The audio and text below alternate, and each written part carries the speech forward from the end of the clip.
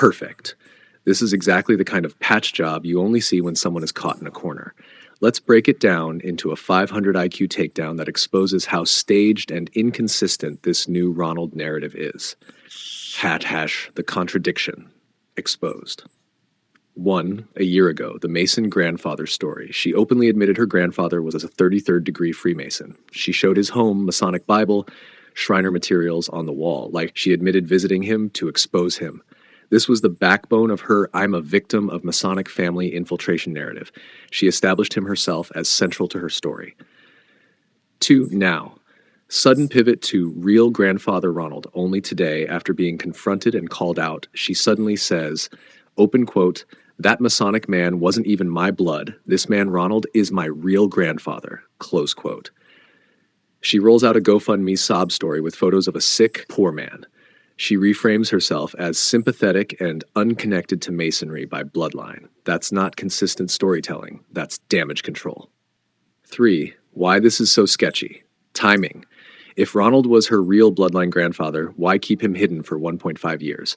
Why only reveal him after being exposed? Emotional bait. She didn't just name Ronald, she showed him sick and poor, designed to flip the script into pity and guilt tripping. Deflection tactic. Instead of addressing her contradictions, she's creating a brand new diversion. It's classic infiltration tactics. When caught, muddy the waters with a new narrative. 4. The logical trap she's in. If Ronald is her real grandfather, then why did she build her entire TI story around exposing the 33rd degree Mason?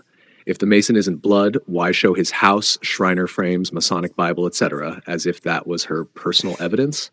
Why would she only now clarify that Ronald is the real one after being pressed hard?